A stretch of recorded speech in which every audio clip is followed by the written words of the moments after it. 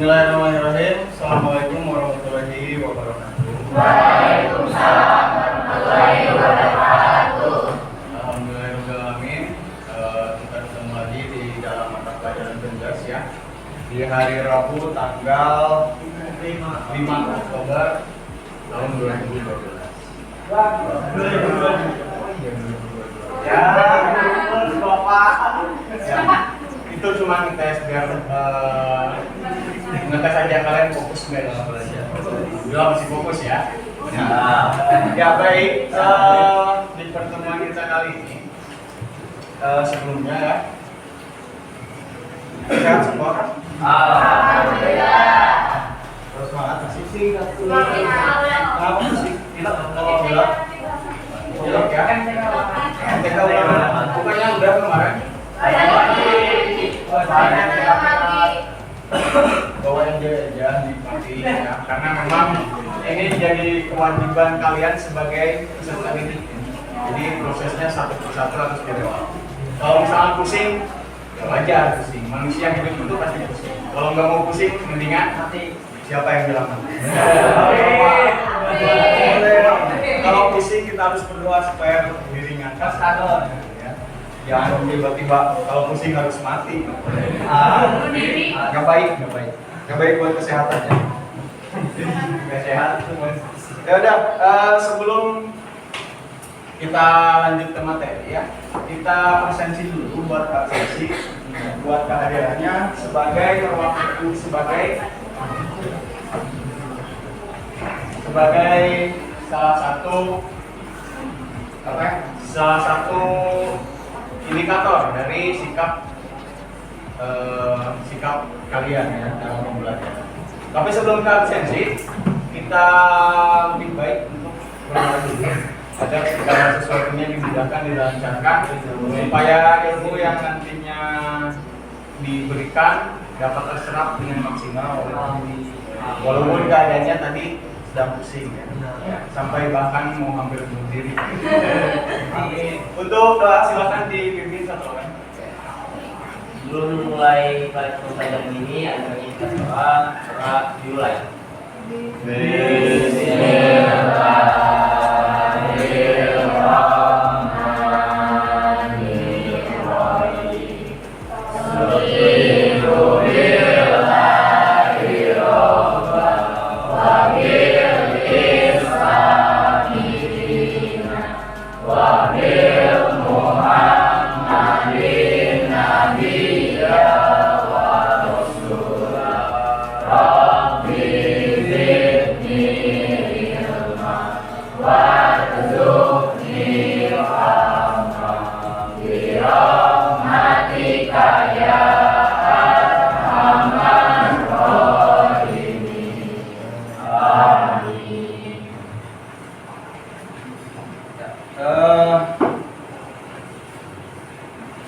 Seperti tadi yang sudah dibilang ya, sebelum kita mulai ke pembelajarannya, kita presensi dulu kehadirannya. Ini sebagai salah satu penilaian untuk sikap kalian. Kehadiran di kelas itu penting karena walaupun memang sekolah tidak dituntut untuk apa ya? Pendidikan itu bukan sebatas di kelas aja ya. Pendidikan itu berupa pendidikan karakter, pendidikan jati diri, pencarian jati diri, biar nanti keluar SMA itu, keluar sekolah atas menengah atas itu, kalian bisa menentukan langkah selanjutnya untuk menata kehidupan kalian. Memang tidak 100% ditentukan di kelas, tapi salah satu penunjangnya adalah di kelas. Kita absen dulu. Yang pertama, Adit Septian, Ajeng, Alvin, Andini, Arda, Sakit, Asep, Alfa, Delta, Desti Purwaningsi, Desti Amanda, Linda, Edi, Fari, Fania, Fauji, Priska, Graita. Sudah siap untuk penerimaan untuk pembelajarannya? Kalau misalkan pengen lebih maksimal, kalian boleh keluarin air minumnya, kalian boleh ngemil permen atau apapun. Yang penting jangan makan ya. Boleh di kelas boleh. Yang penting fokusnya tetap kerja. Ya, sedikit mengingatkan pertemuan kemarin. Pertemuan kemarin itu masuk ke materi permainan bola besar. Salah satu materinya adalah pola penyerangan dan pola pertahanan dalam permainan sepak bola. Ada yang masih ingat nggak? Apa itu pola penyerangan dalam sepak bola? Siapa? Silakan. Pola penyerangan dalam sepak bola adalah suatu pola yang dikatakan oleh 11 pemain dalam lapangan untuk menuju tujuan utama, yaitu membobol pertahanan lawan dan menciptakan gol. Bagus ya. Tangan dulu. Ternyata masih ada yang ingat ya. Walaupun memang secara persepsi pendapat yang dikemukakan itu secara pribadi ya, tapi itu sejalan dengan pendapat ahli ya. Walaupun bahasanya memang bahasa sendiri. Itu tadi pola penyerang. Kemudian ada yang masih ingat nggak buat pola satunya itu adalah pola pertahanan. Apa yang dimaksud dengan pola pertahanan dalam sepak bola? Ada yang mau mengumumkan pendapatnya? Silakan. Silakan. Pola pertahanan merupakan teori pola pertahanan sepak bola itu merupakan pola yang dilakukan oleh sepak bola untuk mempertahankan gawang mereka dari keduanya bola. Untuk gambaran umum ya, keuntungan kalian menerima pembelajaran kali ini tuh banyak. Salah satunya mungkin pembiasaan berpikir kritis, ya. Melakukan analisis, terus melakukan evaluasi juga. Siapa tahu nantinya terpakai untuk kalian.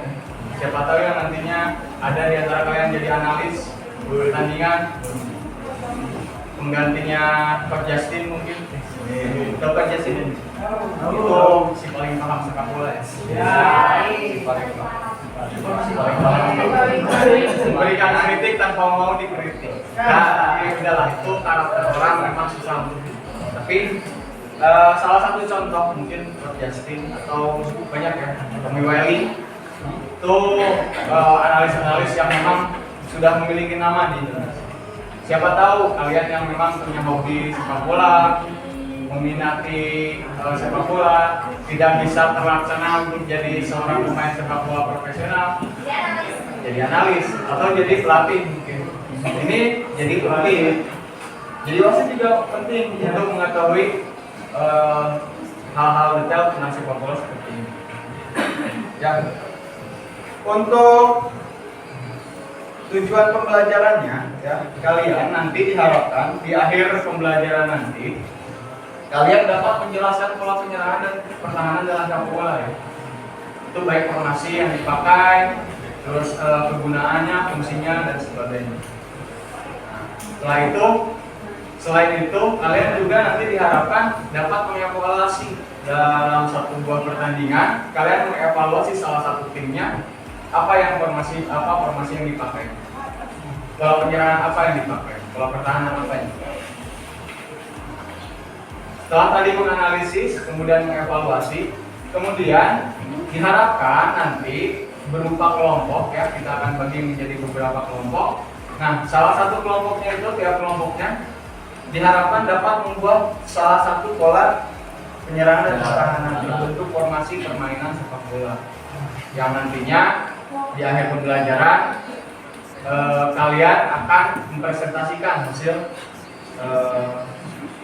diskusi kelompoknya tersebut.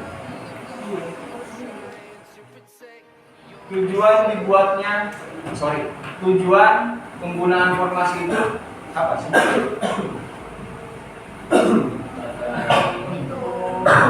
Nggak asing ya, di antar kampung atau di antar RT, bahkan waktu pas meeting juga kan kita sering ketemu kan pas waktu permainan sepak bola kita pakai 4-4-2. Nah tujuannya apa sih? Ada yang mau menjawab? Agar pakai pola tinggi. Aku Pak. Nah, satu-satu ya mas, ya kan? Agar jalannya permainan itu terkoordinir. Oke. Agar terkoordinir. Siapa lagi? Bukan. Menentukan strategi yang akan dilakukan oleh itu. Main. Agar apa? Agar lebih mudah untuk menentukan strategi yang akan dipakai saat permainan, saat pertandingan. Ada lagi yang mau menambahkan? Tidak ada ini. Agar lebih terkoordinir, agar penempat apa? Penggunaan strategi agar lebih mudah untuk menentukan strategi. Cukup bagus ya jawabannya. Ya. Salah satu tujuan utamanya itu tadi ya, itu agar lebih terkoordinir dan agar lebih mudah untuk menentukan strategi yang dipakai saat pertandingan. Karena untuk kelas yang terkecil aja, model kelas meeting atau apapun itu ya, pertandingan persahabatan, itu lebih mudah untuk menerapkan posisi ya, yang akan dipakai ya, biar lebih mudah nantinya mengembangkan permainan saat pertandingan tersebut ya. Berikutnya saya ada satu buah ulasan pertandingan ya, sebagai untuk memanaskan apa ya, pikiran kalian agar lebih terfokus pada pembelajaran kali ini.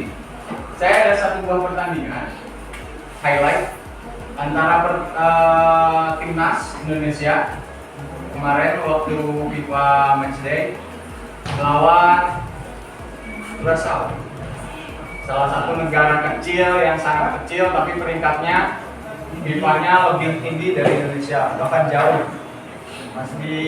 Mereka masuk di 90 besar ya kemarin, 84 terakhir, kemudian turun karena kalah sama Indonesia.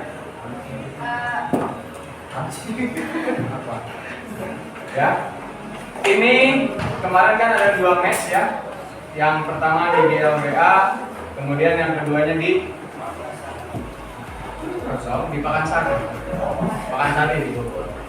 Ada 2 match. Tapi kita akan melihat highlight yang waktu di Bandung. Ini ada. Silakan kalian saksikan ya. Silakan kalian lihat, kalian dalami, kalian perhatikan. Kemudian nanti setelah video selesai, kita akan analisis bareng-bareng. Ya. Yang akan kita analisis adalah salah satu tim, yaitu timnas Indonesia. Kalian ingat-ingat, catat kalau perlu formasi apa yang dipakai, pemainnya siapa aja, terus detail salah satu atau 2 pemain yang memang punya yang menonjol dalam pertandingan itu kalian catat, nanti kita akan bahas bareng. Silakan untuk yang di belakang ya.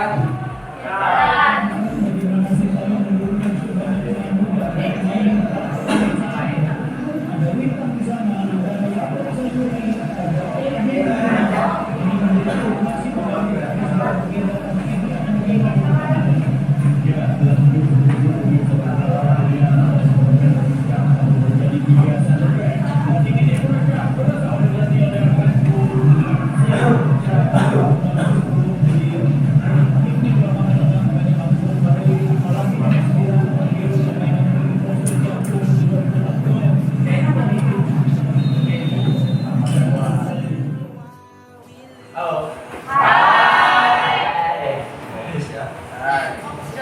Ya, dari video yang sudah kita lihat bareng-bareng ya, Ada yang mau menyampaikan analisisnya? Silakan, perwakilan. Satu atau dua orang cukup. Analisis sederhana aja, tidak harus mendetail. Siapa?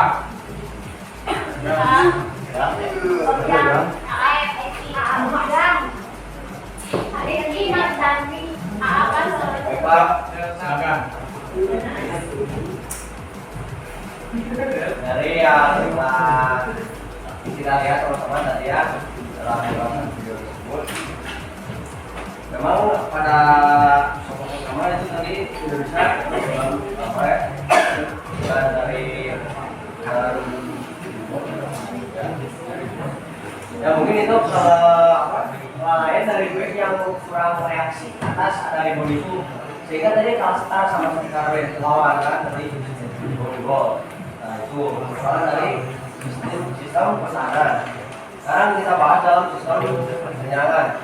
Tadi sistem penyerangan dan terlihat tadi pada comeback bisa dilihat dalam tiki taka ketika tim Indonesia sudah memasuki area di 16 kotak 16. Di situ bisa memainkan tiki takanya sehingga tadi ada terobosan para Marco dan tidak ada terjadi offset. Pas itu Marco tepat karena momen yang pas sehingga dia bisa mencetak gol. Ini itu dari tim penyerangan. Ya. Analisis sederhana dari teman kita. Kalian membuat satu buah formasi dengan ketentuan kita buat 4 aja ya. Kita buat 4 formasi, nanti kita bagi kelompok. Kelompok 1 membuat formasi 4-4-2. Kelompok 2 silakan membuat 4-3-3. Kelompok 3 silakan membuat 3-5-2. Dan kelompok terakhir, kelompok 4 kita silakan kalian nanti buat formasi 4-2-3-1. Kita akan desain formasi tersebut dalam satu buah apa ya, video PowerPoint aja ya. Kita buat PowerPoint biar nanti beres hari ini juga. Kita buat PowerPoint formasi tersebut dengan dasar adalah timnas Indonesia. Kalian bebas memasukkan pemain apa aja, siapa aja ya. Kalian bebas menugaskan pemain tersebut jadi apa saja. Yang penting masuk akal. Tidak mungkin Nadia dipasang menjadi striker ya. Jadi Nadia itu adalah dengan penempatan yang menurut kalian paling pas ya. Dengan penempatan menurut kalian paling pas. Tidak juga diperbolehkan untuk menempatkan striker atau pemain-pemain yang sudah pensiun. Contoh, kalian menempatkan Bambang menjadi striker, kan contoh pensiun. Kalau main sekarang bawa tongkat lebih pantas kayaknya. Gonzales masih main, cuman udah lari sama bolanya yang lari duluan. Jadi tempatkan pemain yang memang benar-benar lagi on atau lagi dalam masa puncaknya di saat ini. Boleh menempatkan pemain muda atau pemain yang sudah senior. Yang penting sesuaikan dengan keinginan kalian. Ya. Untuk pembagian kelompoknya, kita akan buat seperti minggu kemarin. Kelompok pertama sama, kelompok 2 juga sama, 3 dan 4 juga sama. Komposisinya sama, diharapkan kerjasamanya juga lebih solid lagi. Nanti pembagian tugasnya juga lebih solid lagi. Itu saja dulu untuk sekarang. Silakan mobilitas untuk ke tempat berdekatan dengan kelompoknya masing-masing. Silakan. Siap belum?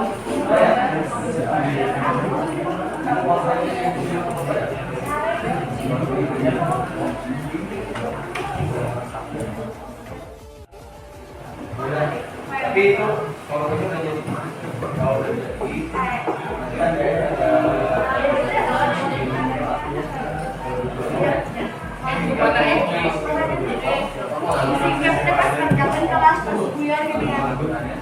Terus ini juga dilakukan baik.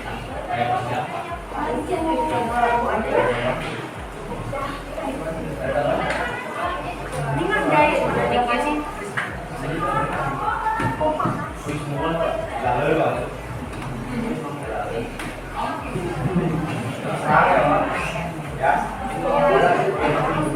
Kelompok berapa ini?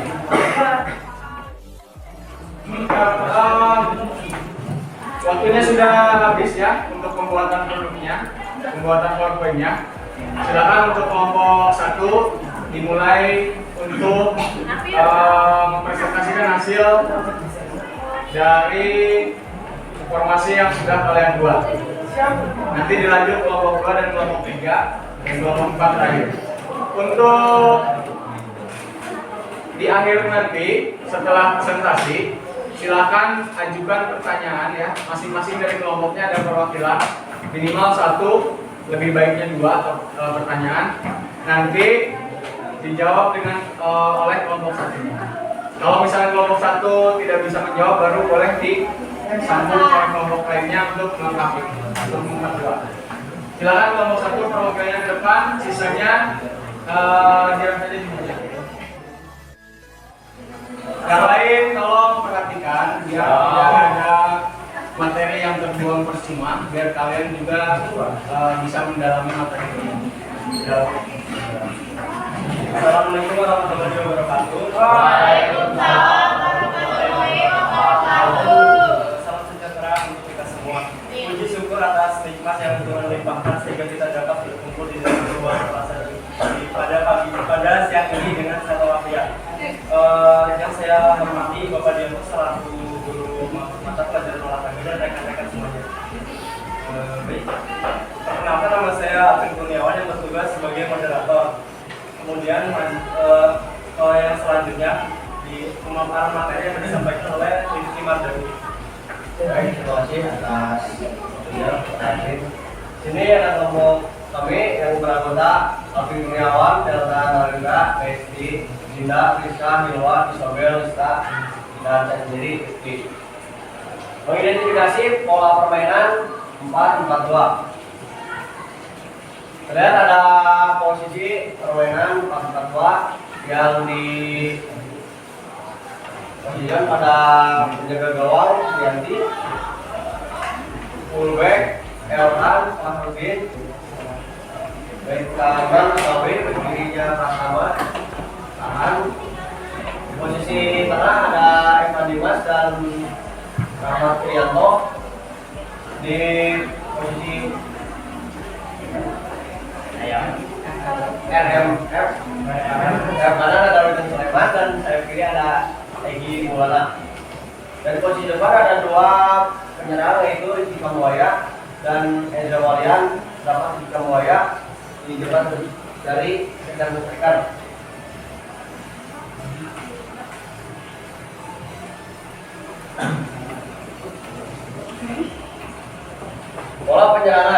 Pola penyerangan yang digunakan timnas Indonesia dengan formasi 4-4-2 lebih mengandalkan serangan balik, karena formasi ini memiliki potensi yang sempurna untuk serangan balik, di mana ada 2 penyerang, di mana satu yang bertugas sebagai second striker, di mana di sana diisi oleh Rizky Kambuaya yang berdiri di belakang penyerang murni, di mana itu diisi oleh Ezra Walian sebagai striker murni atau target man.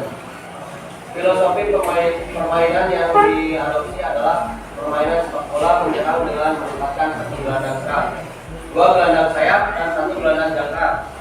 Dengan posisi itu, mobilitas menyerang membuka ruang tembak yang cukup banyak. Pola pertahanan. Formasi 4-4-2 memiliki susunan tata dengan 4 pemain bertahan dan 4 pemain tengah. Artinya ada 2 back sayap dan 2 penyerang sayap yang sama-sama bisa membantu penyerangan. Baik, saya Firman dari kelompok 4. Misalnya ketika lawan sedang menyerang ke pertahanan formasi yang akan buat, misalkan Evan Dimas, sama Trianto, sama Elkan dan Fahrudin, kan tadi 3 pemain ya di bagian kanan. Itu artinya lawan melakukan counter. Pertanyaan saya apa pola pertahanan bagaimanakah untuk menahan para penyerang lawan? Misalnya seperti melakukan pressing atau press atau bagaimana? jika menyisakan bagian tengahnya saja. Ya. Nah, perlamaran dia harus overlap melalui jalur di belakang Egi ataupun depan. Mampu Pak. Jika Egi Maulana sedang dribbling bola, kita mau main contohnya, ini dribbling bola ya. Tetapi ketika Buaya dan Kejawalian tidak ada reaksi body shape untuk meminta bola, pasif dia. Berarti di dalam pasif itu berarti dia nggak bisa menerima bola nih. Posisi space dua penyerang ini tuh kurang pas jika diumpan. Otomatis Pratama tidak bisa dia berdepan tersebut, harus lewat jalur overlap melewati Egi Maulana ini. Otomatis di sini kemungkinan besar akan over, kan space-nya akan luas di posisi ini. Nah di sini bisa over ke Pratama. Ya, bisa di counter attack ataupun di long ball, finishing oleh Egi Kamboya, duel ataupun finishing. Nah.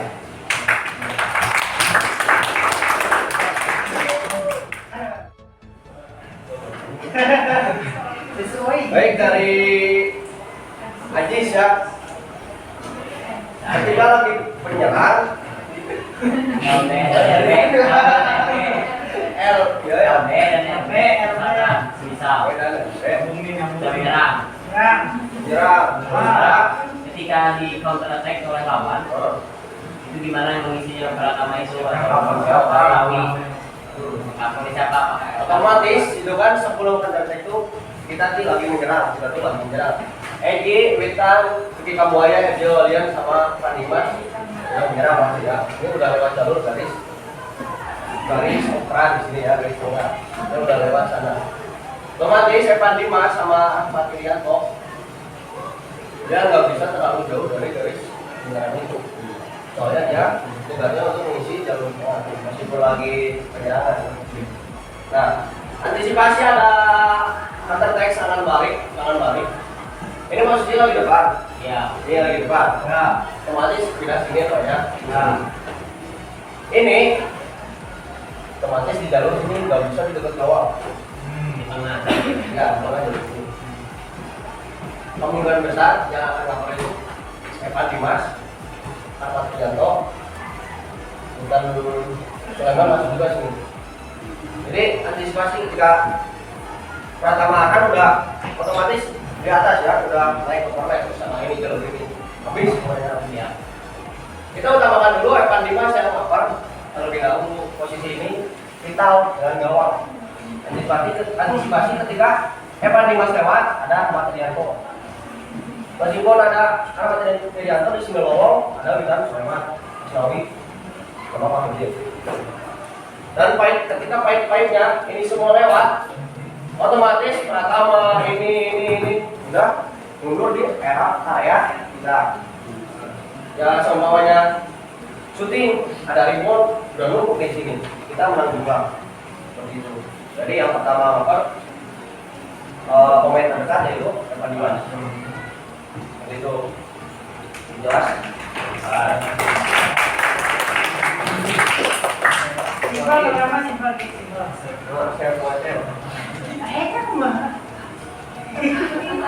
Jadi Menyerang pertahanan Evan Dimas di bagian awal. intinya jika musuh menyerang, terus bagian pertahanan kita tinggal Evan Dimas, Ahmad Rianto, Elkan sama Pak Rudi dan saya kosong. Tapi musuh menyerang dengan banyak pemainnya langsung. Oh, jadi Bagaimanakah cara kita mengantisipasinya, melakukan high press kah, low press kah, bagaimana? Musuh menyerang, musuh udah banyak ya, ya. Nah ini posisi asal yang bertanyakan itu kita kalah jumlah nih. Pokoknya ada 4, 5 sama kiper ya. 4, 5 lawan 6 misalkan. Ini udah naik lepas. Tinggal ini ya. Kita ambil bola di sini semuanya. Otomatis ini orang-orang ini nih masih di jalur dari tengah. Kalau kita fokuskan dulu ke dua gelandang ini. Semuanya ada bola di sini, ini yang upper, ya. Misalkan ada bola di sini, Ahmad Yanto yang upper, Evan Dimas yang naik. Tapi jangan terlalu agresif untuk memotong bola. Kalau bola itu terkontrol dengan baik, kalau bola itu terkontrol dengan baik oleh lawan, sorry ya. Kontrolnya itu baik ya, bagus. Tidak bisa Evan Dimas mengambil keputusan secara langsung, agresif ya, tidak bisa. Nah, seumpamanya itu bisa diantisipasi, ya oleh Evan Dimas. Bola itu terkena karena kontrolnya jelek, kita bisa bolanya di clearance buang out.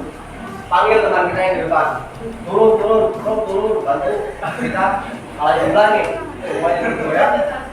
Jadi antisipasi utama itu jangan mau menang bola mainin di daerah kita, karena kita udah tahu kita kalah jumlah nih. Usahakan clearance aja, keluarin, buang ke depan ataupun ke samping out. Jadi maksudnya press atau Press. Gak bisa penyerahan juga. Untuk penyerahan apa? Ada pertahanan belum menyerang pakai pola namun Counter attack dikarenakan di sini kita mempunyai dua gelandang. Nah, ini dua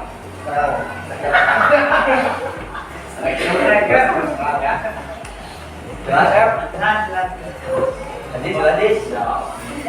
Adit. Cukup sekian presentasi dari kelompok kami. Apabila ada kekurangan kata atau kekurangan kami mohon maaf. Wabillahi taufiq wal hidayah.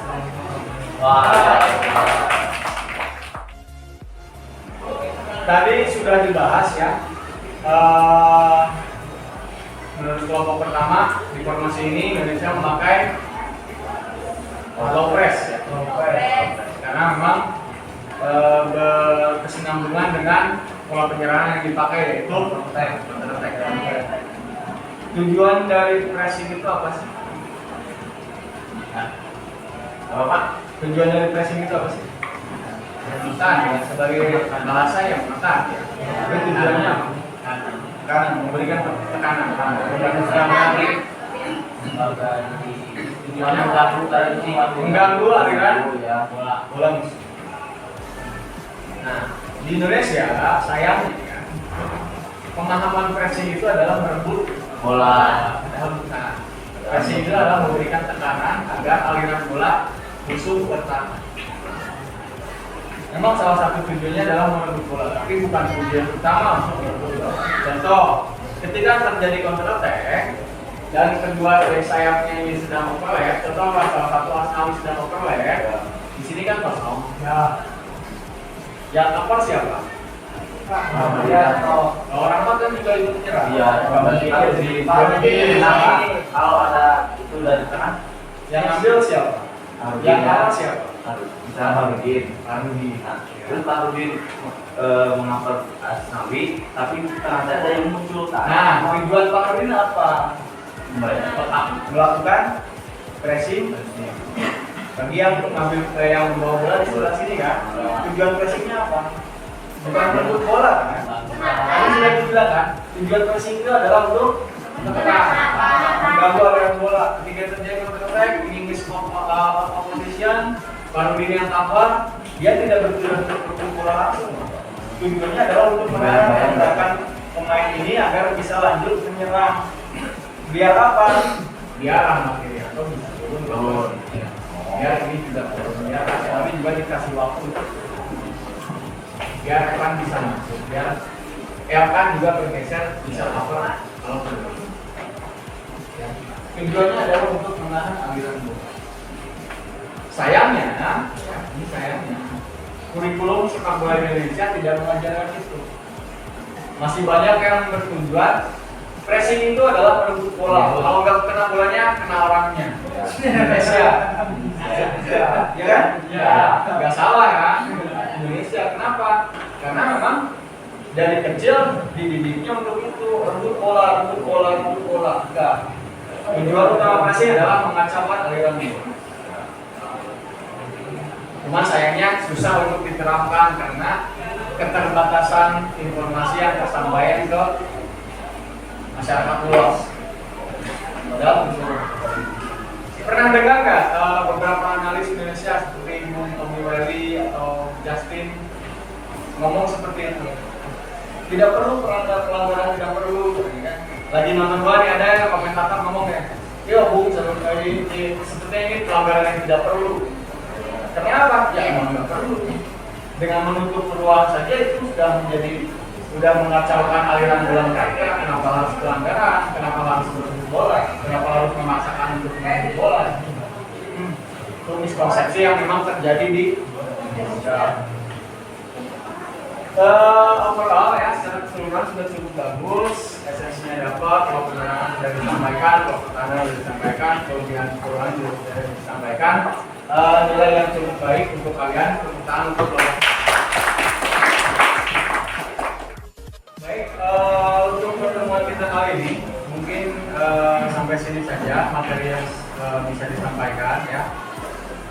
Harapan saya kedepannya adalah banyak dari kalian yang memang memahami pemain sepak bola, analisis taktik dan strateginya, agar nantinya pemahaman sepak bola di masyarakat luas itu dapat terserap lebih baik lagi. Seperti tadi miskonsepsi pada saat pressing bisa kalian sedikit-sedikit di masyarakat disampaikan. Misalnya contoh ada yang suka main bola, lagi jangan suruh, jangan langsung pelanggaran, tututin aja, itu kan jadi sebagai sebuah pemahaman juga untuk orang lain ya. Itu saja mungkin. Selanjutnya, saya ada sebuah Google Form. Itu isinya adalah bentuk soal latihan. Ya. Silahkan kalian isi melalui akun Google kalian masing-masing. Satu akun, satu isian. Ya. Jadi tidak bisa satu akun mewakili orang lain buat isinya. Tapi satu akun email mengisi untuk dirinya sendiri. Itu yang pertama. Soal-soal latihan untuk nantinya akan keluar di saat ujian kenaikan kelas atau ujian semester nanti. Kemudian yang kedua, tugas kelompoknya tadi yang sudah kalian buat, tolong diupload sama melalui Google Form juga. Nanti linknya beda, nanti akan diberikan ya, melalui perwakilan. Isi nama kelompoknya, isi nama anggotanya, kemudian lampirkan juga file yang sudah kalian PowerPoint yang sudah kalian buat. Kemudian yang terakhir ini berupa refleksi pembelajaran ya. Isian ini juga penting karena sebagai tolak ukur pembelajaran kita ini sudah tepat atau masih ada kekurangan. Penerimaan penyerapan materi kalian sudah cukup atau masih ada yang kurang yang harus ditambahkan. Baik Pak. Itu saja mungkin untuk pertemuan kita kali ini. Sebagai penutup, silakan untuk ditutup dengan doa, dipimpin satu orang, boleh oleh KF atau oleh silakan. Alhamdulillah pembelajaran sudah selesai, tapi sebelum selesaikan pembelajaran ada baiknya kita mengadakan doa bersama, yaitu di dalam hati. Doa dimulai.